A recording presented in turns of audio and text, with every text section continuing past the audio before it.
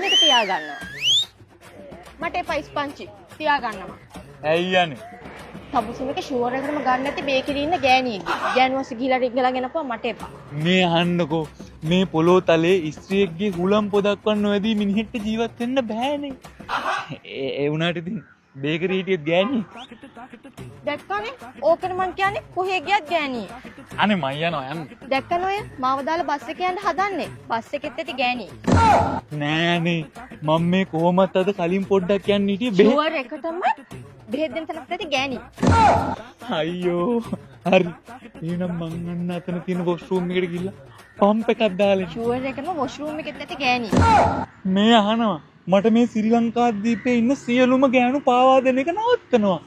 ලංකාවේ ගෑනු තමන්ගේ මිනිහට මගුල් ජෝඩු කරන විදිහට කපුව පදිරි වෙලා යනවා. අනෙන්නේ මං දන්න ඔයාට ඇයි දැන් ඔච්චර තරහ යන්නේ කියලා. ඇයි? මුකුත් නැහැ. නෑ කියන්නකෝ. ඇයි කියන්නකෝ. තමුසෙගේ හිතේ වෙන ගෑණියෙක් ඉන්නේ හින්දා.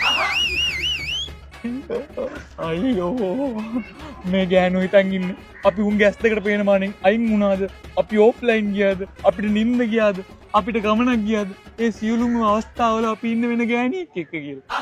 ඔව් ඔෆිස් එකේ දකින හරි බස් එකේ දකින හරි පාරේ දකින හරි ෆෝන් එකෙන් දකින හරි ඉස්සර දැකලා පුරුදු හරි ගෑණියෙක් ගැන තමයි පිරිමි හැම වෙලේම හිතන්නේ. අයියෝ මෙන්න වැන්දා මට වෙන ගෑනු ජීවිතේට එපා මං ගැන හිතන්නේවත් නෑ.